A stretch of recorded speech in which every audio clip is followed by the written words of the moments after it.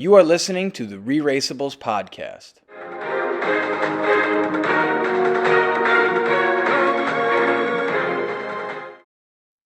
Hello once again, everyone, and welcome to the 55th episode of the ReRACEables Podcast. I am your host, Tom. I am joined tonight by my wife, Nicole. Nicole, we're here. Another leg, another mega leg. Is it necessary to have another mega leg? I kind of hate it because I want eliminations. It's exciting to have the cliffhanger, but I want to see someone out. I want progress. I want to move forward. Well, I just thought of this now that you said that you want another elimination. I think this is the ultimate way around the no non-elimination legs in the season. This is ultimately a way around. It's so much more dramatic to have them go to the mat thinking they're out and then, just kidding, it's a non-elimination. You're still alive. It makes it so much more exciting. Absolutely. I totally agree. But I have grown, the mega legs have grown on me, I think, a little bit after our last podcast earlier this season about it. And I think that some of the feedback I got online after that podcast from Marcus, shout out Marcus. I loved having Marcus on the podcast last week. Marcus, you're welcome anytime. Shout out to you. The stamina piece, the more roadblocks, more detours aspect of the mega leg, I think is good. And I think we saw that in this episode because Marcus and Michael fall behind in the beginning, but they have a chance to come back. And it kind of makes it not that you have a fail safe that you can screw up and get away with it, but there's the ability to kind of come back and then fall behind and come back and screw that up and then this. And I really like that component of the mega leg. The mega leg starts and there's one clear problem. It's not with directions. It's not with navigation. It's not with COVID or a lack of skills in some domain or random skill thing that you would need in order to do well. It comes down to Emily's knee. You called it. You said it in an earlier podcast that this would be a downfall, and it's coming true. Yeah. I mean, we ended the last leg with her crying, and I think it's just a knee problem is a very bad problem to have, regardless of the type of show you're doing, but especially a show that involves you moving a lot. So, and it's really altering every decision that they make. If you hear their thought process behind all the things that they're choosing, it's always coming down to the interview where they said, well, because of her leg, her knee, we decided to do this. So had they not had that as an issue, it would have been a different leg for them, clearly. Well, also the disadvantage of it is kind of an advantage. You could see it in that way too, right? They didn't have to hem and haw of, oh, should we do this one or should we do that one, and or have a little regret, or we got to switch. Should we switch? No, we have to do it this way because of her limitation.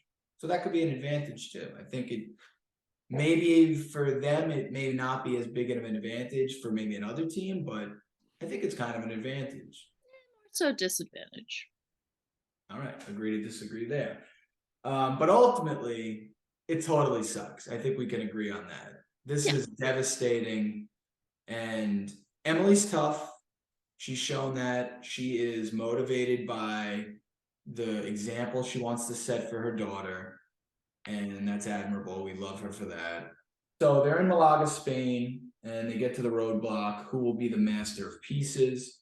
And it's a puzzle challenge. It's putting Pablo Picasso's painting in this kind of, what would you call it? Like a shadow box with glass inserts that they have to kind of take and slide into in a certain order. Really cool puzzle. Yeah, it looked difficult. And I liked that it was difficult, that it was kind of a good equalizer to, see who could problem solve. It really wasn't about how good of puzzles you are. It's who can strategize how to complete it the best and quickest. Yeah, Um, and Lizzie would agree. Jumping in, she sent us her thought. It seems so much more equalized. All the teams doing the roadblock at the same time, and she wouldn't have expected Marcus and Michael to fall so far behind. But like you said, it was a challenging puzzle, and they ended up falling behind. yeah, I mean, the fact that he had one of the pieces backwards, that was a hard catch. I could see how that could be a mistake that you make, and I'm shocked that not many other teams made that mistake. Although I thought there was one team that did say, "Oh, we got to flip." I think it was Claire said they have to. Oh, we have to flip this one over, and it looked like I don't know if you caught it too, but it looked like that piece was kind of like the background piece, and Mm-hmm. it was like a big smudge of brown, Mm-hmm. and so it was like it looked kind of the same on either way, but it maybe was a little darker. Clearly, there was a subtle difference. And I think this was a good example of a challenge that really showed the importance of picking the station that is closest to the example. Because Michelle had like the furthest one. She had to sprint back and forth. And it's probably harder to detect those subtle differences when you're doing that far of a run. No doubt. And Lewis, I feel like, has been the champion of the strategy of get the one closest to the model. Yeah, he's been all over that. I've also thought it was cool. What I liked about this challenge was that it was Picasso, right? Everybody knows Picasso. And it was cool to see another one of his paintings that I never had seen. It was cool to see the statue in the little square or whatever that was that they were at. Um, And it was really the best part, I thought, was that it was a very different puzzle. That was by far my favorite part about it. It wasn't a slide puzzle that you could have trained on slide puzzle Google search and just, play a 3-minute clip on YouTube and know exactly the strategy of how to do it. Or it wasn't the little triangle puzzle in Survivor 41, if you remember, where Evie was able to like, oh, I practiced that puzzle, and then she did it in 2 seconds, and that was the end of the challenge. And I was like, oh, that kind of sucked. How about the fact that it was more of a physical challenge than they would have thought? I liked it. Um, I like when there's, something that they don't expect, that they think they're strategizing, like, oh, it's like a puzzle. I'll do this one. It shouldn't be that bad. Oh, no, you're going to be lifting these massive pieces of plexiglass and you'll have an assistant. And I wonder how much that factored into, like, did some assistants help more than others? Did some do more of the heavy lifting? We can't really tell from Well, the hold that episode. question because I'm going to bring in a special guest right now who can hopefully answer some of our questions about this roadblock. Let's welcome Marcus into the podcast. He's back. He's back.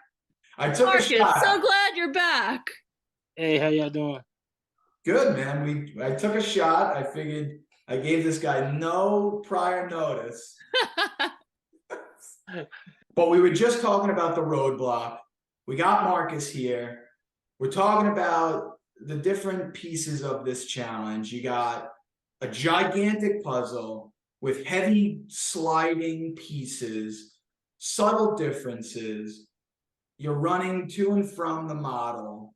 It's not a slide puzzle that you can just Google and practice. It's not some other tangram puzzle that you could have had done for your whole life when you were 7 years old that your grandmother got you. Take us through that challenge. What was the hard part? What was the thing that, as the viewer, we maybe weren't able to see, and why was it such a challenge for you? Okay. So a lot of questions. So I guess the strategy, I think other teams are better at verbalizing it on camera. I think maybe it was both Aubrey and Claire both said it out loud. I'm looking for something that stands out to go in front of the other piece. Yes. Right. And that was largely the strategy from the guitar man in the orange checkered suit. That person goes behind the music notes, right? Because the music notes were in the forefront, and that thing was on its own panel. They were really heavy, so if you saw, everybody had like a designated person that was supposed to help them lift them and move them about. Yeah, Nicole was just saying that. How was that? Was it? Well, I wanted to know, like, were some of the helpers more helpful than others? From a physical standpoint, I think they might have all been about the same. If any of those people actually gave hits to teams, I can't confirm or deny if that happened or not. I'm gonna say I think most people are true to the game and they didn't help, but I can't say that they didn't help.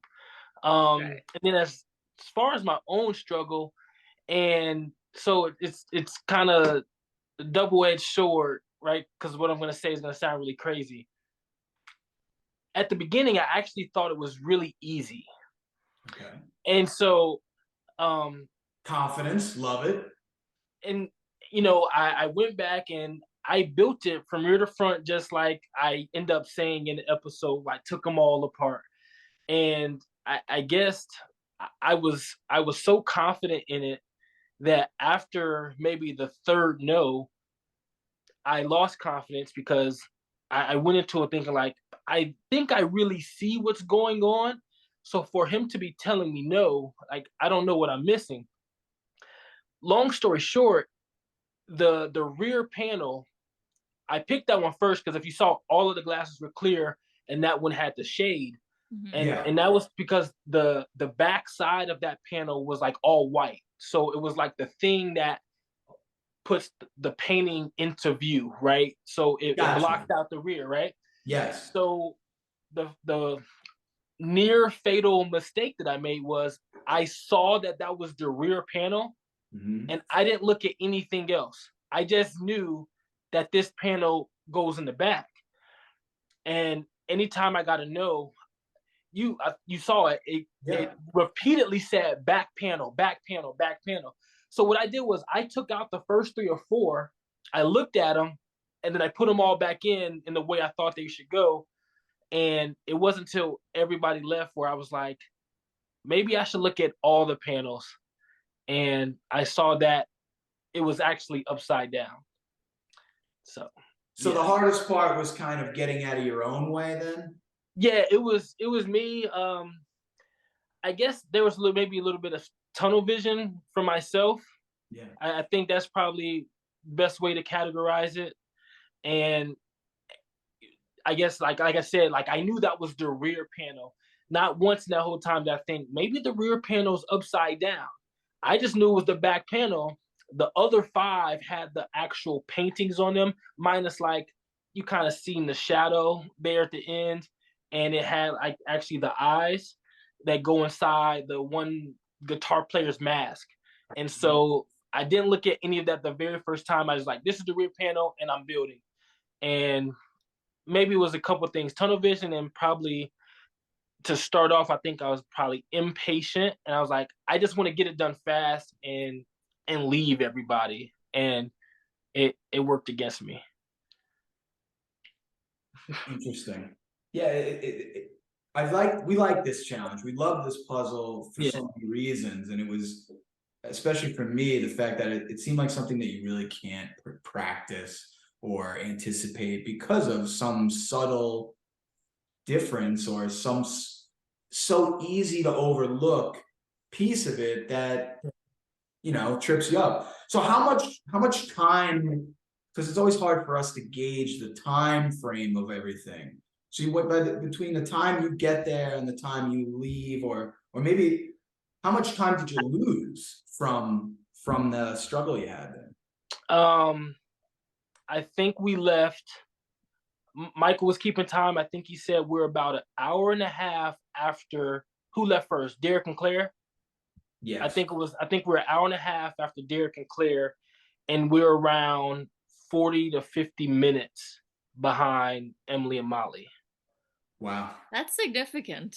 Very, very, very significant. Yeah, so around minute 30 of everybody else being gone, and you guys are still there. How are you keeping yourself together? Are you tapping into military training? Like, what's going on there?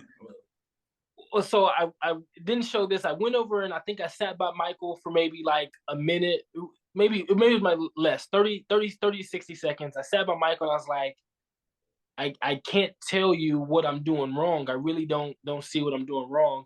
And so he was like, hey, take your time and it'll be okay.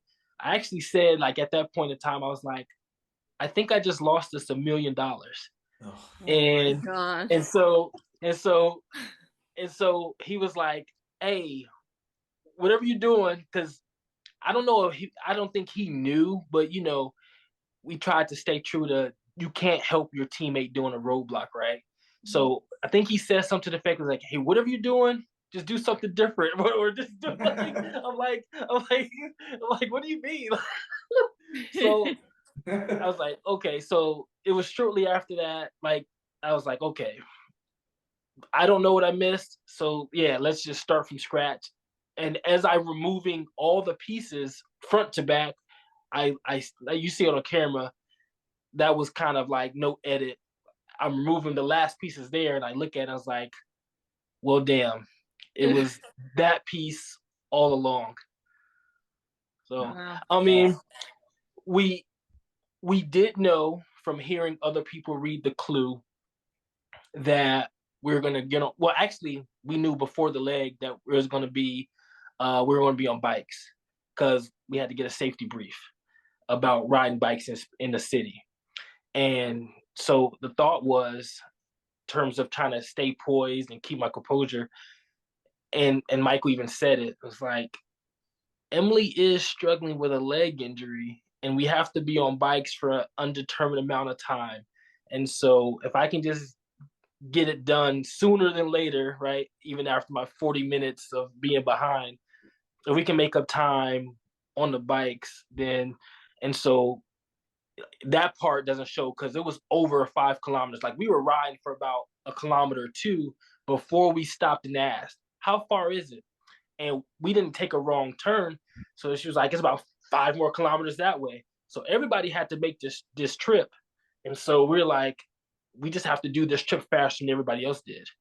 And we were hauling ass, I think, the whole time. So. And that was so lucky for you that was what came next after your struggle, that you got to just crank that out and make up that time. It was, because when we got there, and just as we get there, yes, Emily and Molly, they were getting that check, and we saw them, the judge, say no. So we're like, well, if they just got a no, then maybe we got a chance to put as many sardines on this skewer and see if we can make it happen. So that was kind of the thought process at that point. So let's go to the detour. Let's go to the fish fry. Does the mega leg influence the decision at all to pick fish fry, or is it that you're behind? Actually, I think it was, and I think this is a weakness of Michael and mine, is maybe overthinking things when we don't have to. And so when we saw read the details about sailboat supply, for some reason we had in our heads that we were going to have to stand up on the paddle board. And well, it is a stand-up paddleboard, but that would make sense. Yeah. And so, and we're like, we can see the ocean, right, from wherever we were. Like, we saw from the big castle that we started in. We could see the water, and our hotel was next to the beach. Like, the waves look kind of choppy. Like, are we really the people who are going to stand up on this paddleboard? I think if we slowed down and got there and maybe thought, hey, if we can just walk it out a ways and then just kind of just straddle it like you saw Lewis and Michelle did, I think if we'd have thought through it a little longer, we probably would have chose Sailboat Supply. But that was our thought. Like, we're not going to stand up on this thing and then make 3 trips, drop in the ice. So that was kind of our mindset. Nicole, what do you think we would have chose if we were out there and in this moment, either in Marcus's situation or not? What do you think we would have went for? Fish fry. Because I think if you mess up by dropping the ice in the water, to fix that mistake, Yeah. then have to take it out, go back to the guy in the street, bring it back out, try to balance it, go past the point of waves breaking, hop on with the thing on. I think it's just, if you mess that up, it would take too much time to fix it. Whereas fish fry, like, if you burn the fish, all right, next skewer. Yeah. Boop, boop, boop, boop, boop. Next one. Yeah, and that played a part into it too, especially when getting there. Like, it wasn't a question of, well, let's switch detours at this point, because like you said, the mistake is easily overcome. They wanted the clue said 3, basically 18 fish or 3 skewers of 6. So we instantly just put like 6 or 7 by the grill. I'm like, out of these 40 fish here, we're gonna find 18 that work. Yeah. Yeah. Well, and that goes back to the whole, I think it's been a common theme through this season, is how good does it have to be? Right? How good does your yodeling have to be? How perfect does your fish skewers have to be? Yeah. How much ice do you really need? Well, if you lose the ice, you lose the ice, right? Yeah. Like, you could put 60 on the skewer, but you can't pile 6 ice bins on the paddleboard. It's almost like a risk assessment that you have to do very quickly. Yeah. In this beautiful place, which you can't enjoy because you have to make this $1 million potential decision. It's a lot. I think we would have went fish fry also. I don't think the fish would have been a problem like it was for Aubrey, who was probably she was disgusted by the fish. Yeah. And I think it was Emily too that was like totally grossed out. She's got this bum knee. And like Aubrey was saying, like, oh, the poor fish. It was already dead. It was already dead. Yeah, what is that? like, I'm sorry, but if you eat meat, any type of meat, it's already dead usually when you get it, unless you hunt it yourself. It's already dead. Yeah. Right. So it seemed like everybody had some problem, and maybe that's just the fatigue of the race, or just you're a little more on edge at that point, or you're Claire and you're vegan and you're like just grossed out by fish altogether. You just said something about fatigue of the race.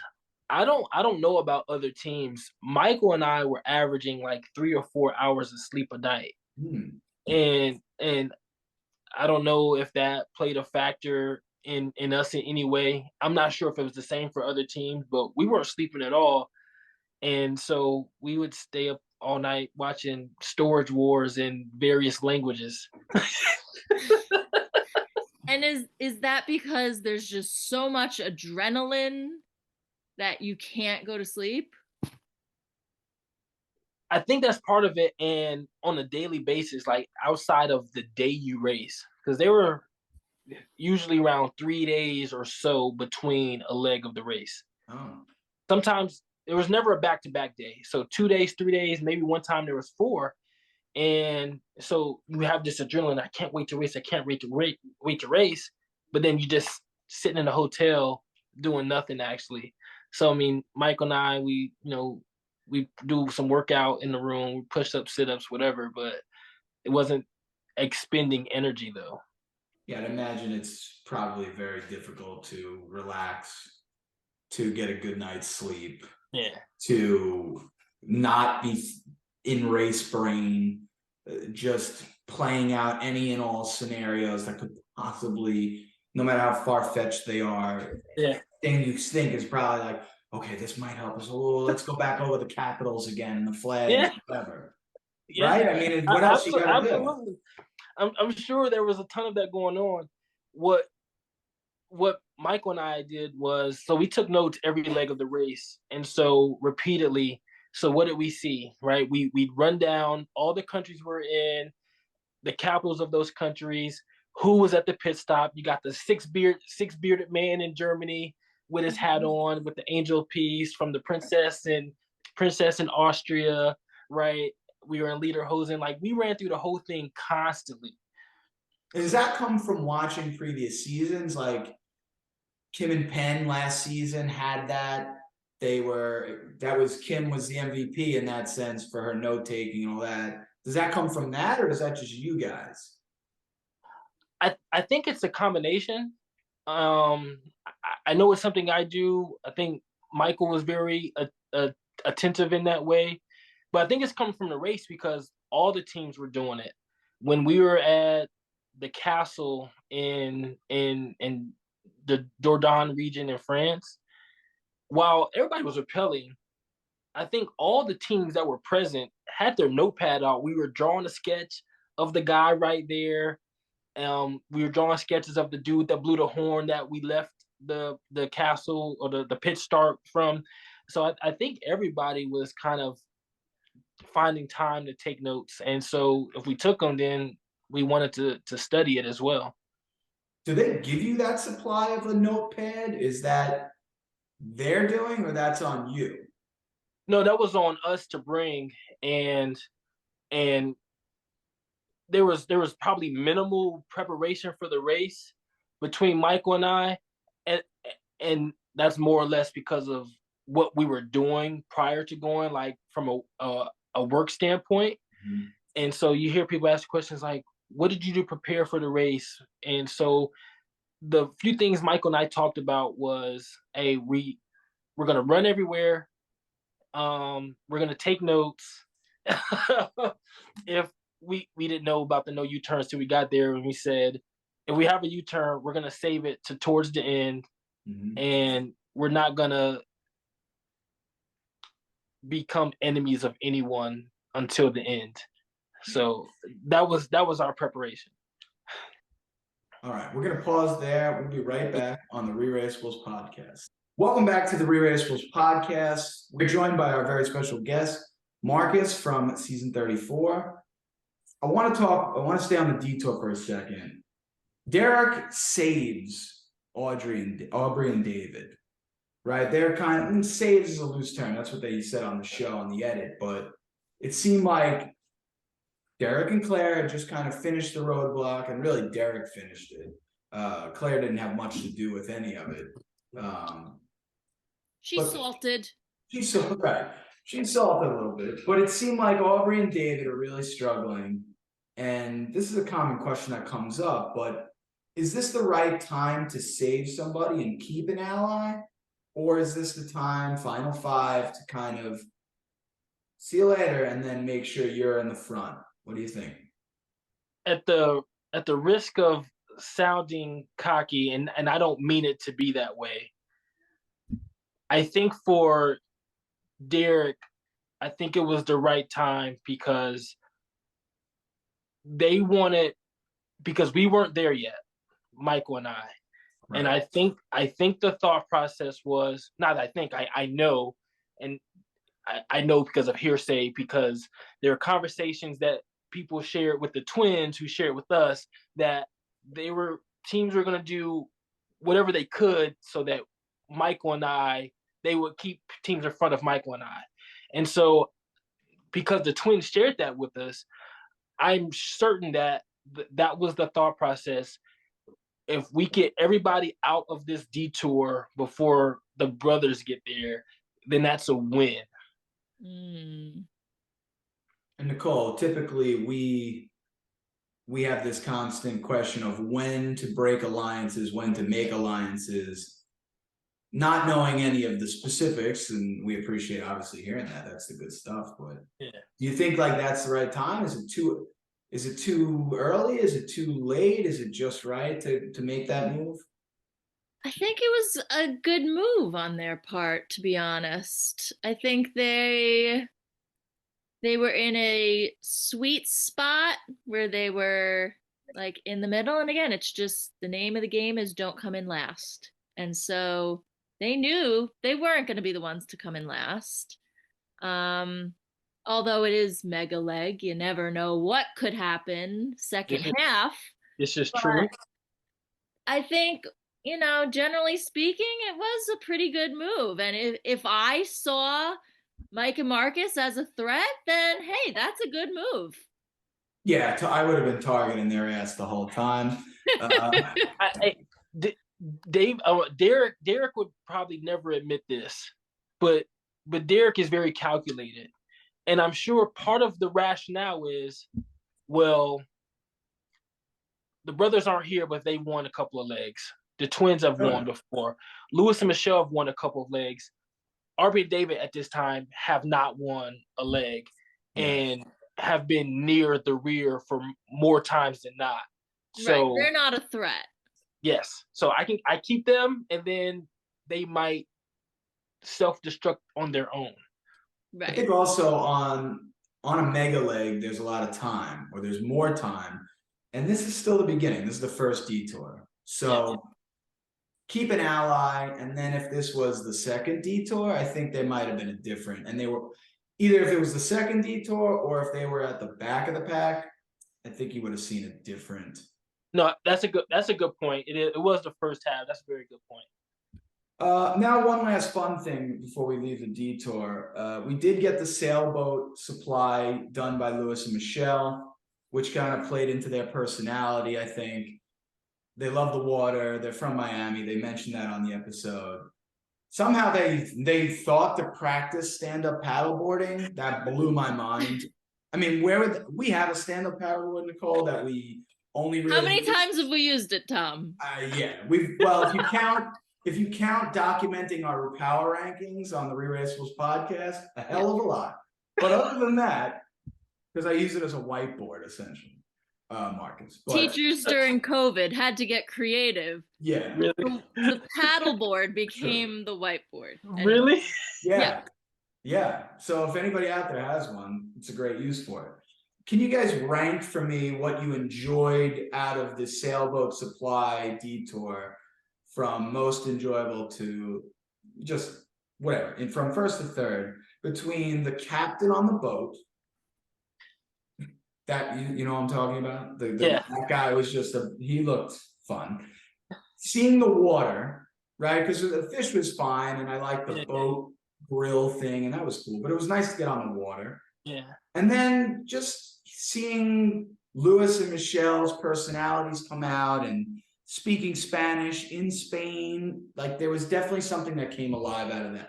So captain, seeing the water, being on the water, and them speaking Spanish and being in Spain and feeling connected and that whole thing. Rank it. Man, as a viewer, you asked me this as a viewer? I'm asking you as a viewer, yeah. Take yourself out of the game for a minute. Okay.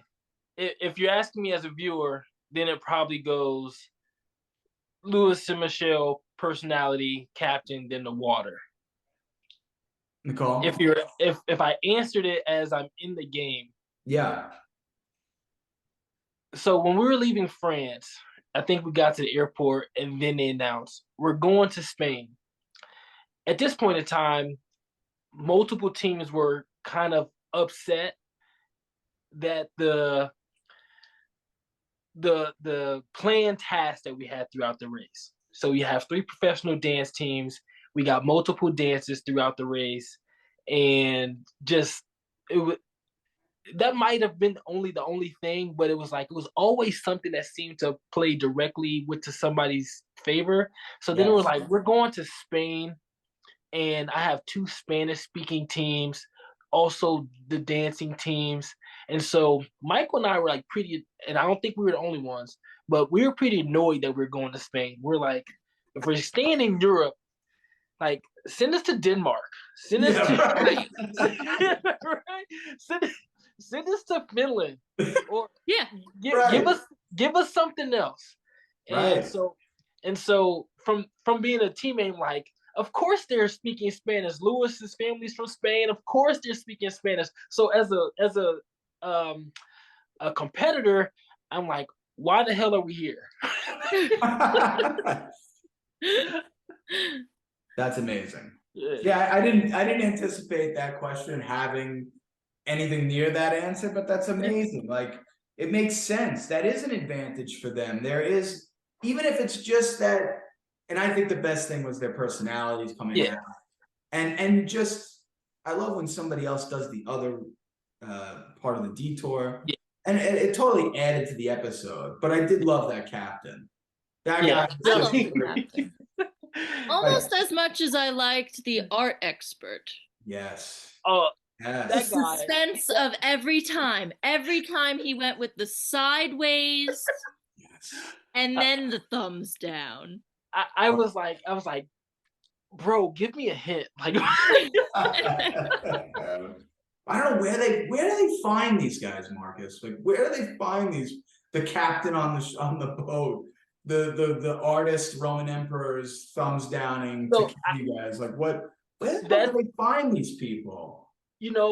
So do you know that each location has a location producer? No. Okay, so each location, I don't know if Amazing Race is gonna be upset that I say this, but anyway, each location has a location producer who's like, they send, I don't know the timing of this, they send on ground to say, hey, we need some tasks in this area. And so the location producers find it out. So like, where exactly, how efficiently do they find those people? I don't know, but I do know they put somebody's in Spain looking for, what are we gonna do in Spain? Oh, Picasso, art, let's find a guy, right? Yeah. And so but I do think they done a really good job of the people that they have in those positions, especially like the lady I think we talked about last time with the poems in Toulouse. Yes. She was awesome as well. Yes. And shout out to the location producers. Yeah. Really find an excellent talent, and what a cool job to have. Yeah, really. I think it is too. We as we're there, we're learning some behind the scenes how things are actually created. We're like, wow, like that must be pretty cool. They send you here and then you coordinate and facilitate what's happening here. Yeah. And so I'm sure it's a cool job to have. I wonder how how can I communicate that job and to my students at school? Like, hey, if you like going places, and like, maybe you could just be a location producer for the Amazing Race and just go around the world and set up cool challenges. Yeah. It's just, that's awesome. And it's because, our friends on our Instagram, there's a video of our friends who are on this podcast, Josh and Lizzie. Shout out to them.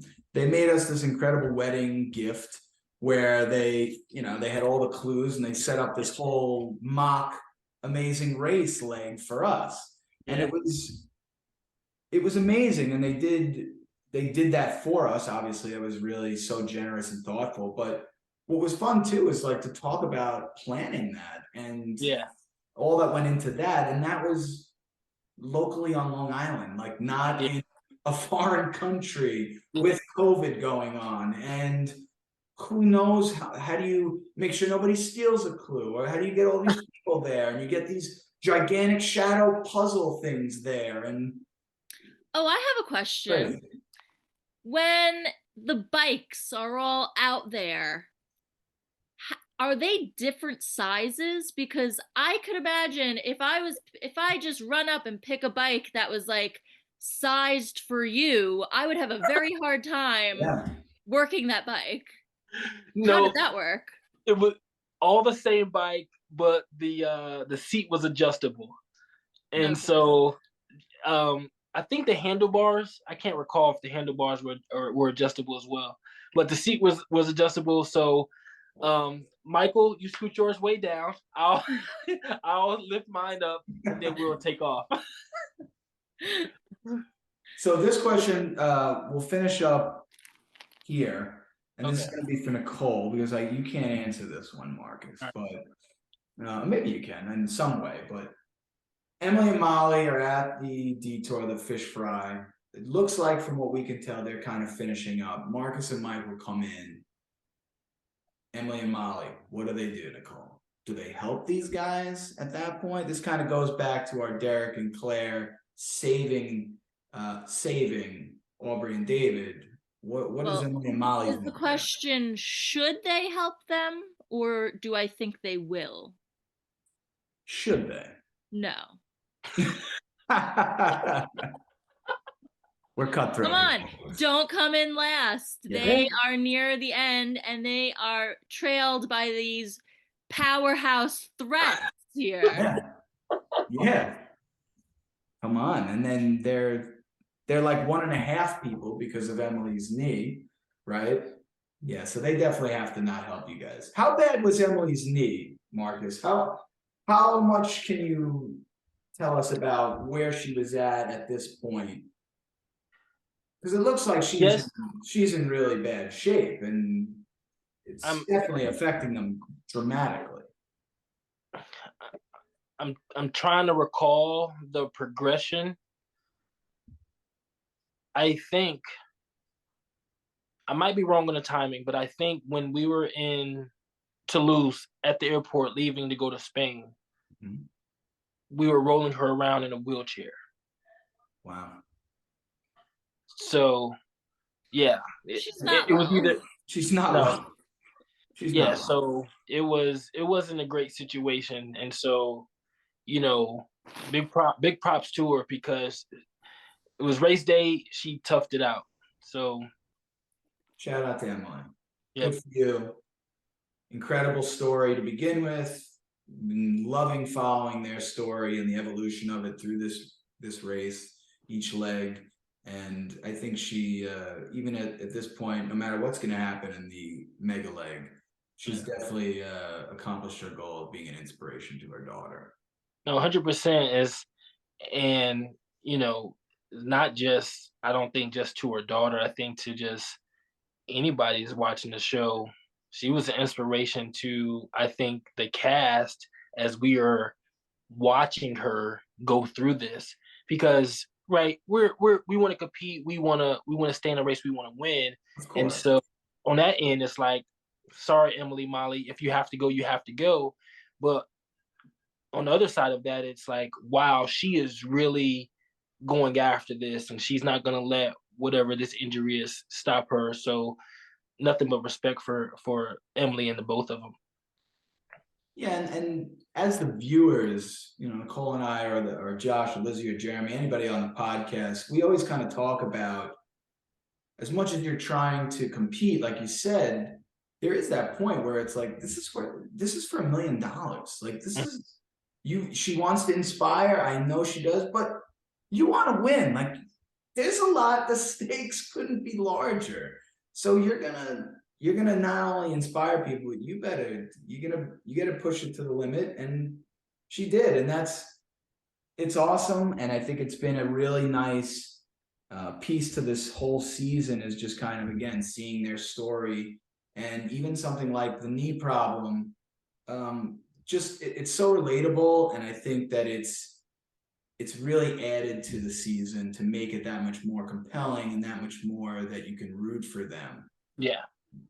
And I think that's great, because anybody can relate to just not having their best day, or they're just not feeling 100%, and you got to get up and go to work, or you got to go coach this game, or you know, run this errand, or whatever it is. But you're also saying, like, don't you dare quit. You're on this race for $1 million freaking dollars, and she doesn't. So shout out to Emily again.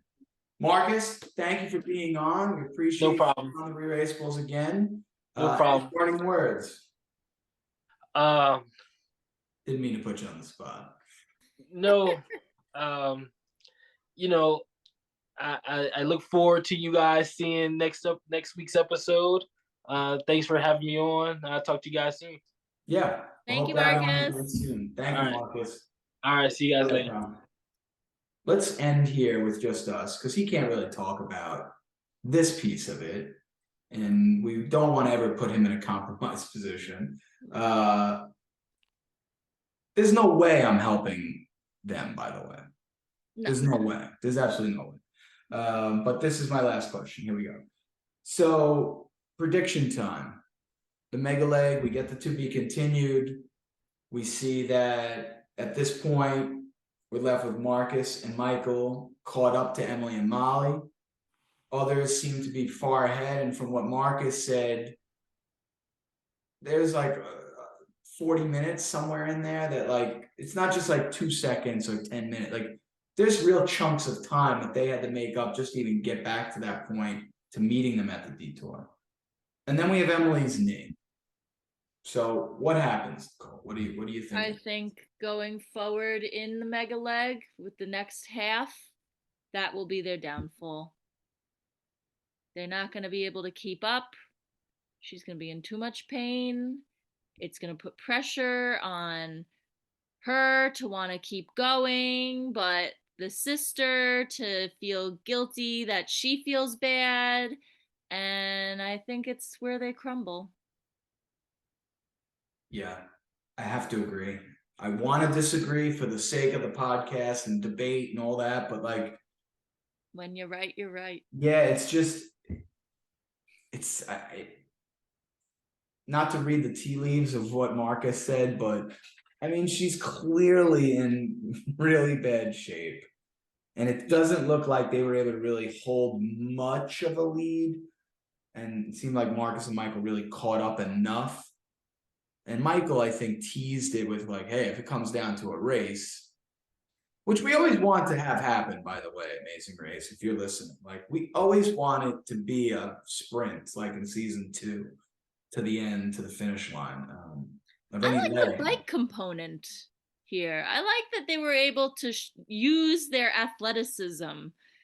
We don't see that as often anymore. And, you know, in this post-COVID world race, that's something that they could do.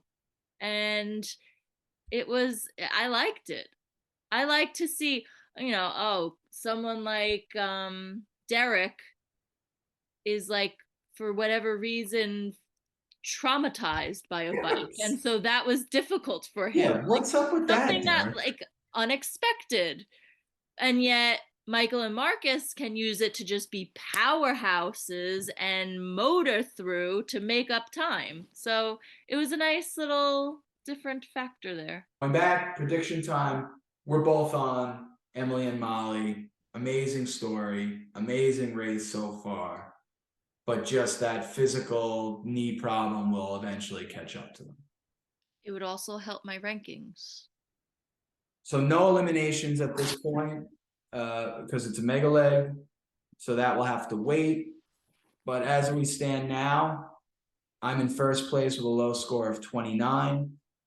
Nicole, you're second with 31. Jeremy is third with 36. And Lizzie's in dead last with 38.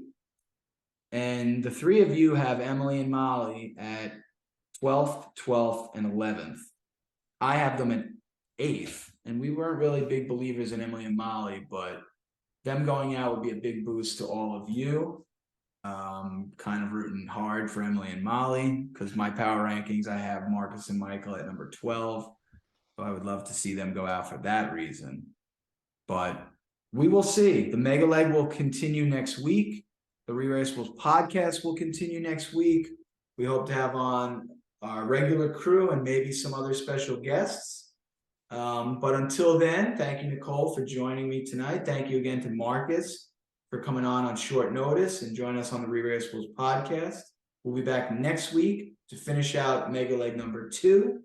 Be sure to out-comment, and out-share the rest all season long as we cover everything.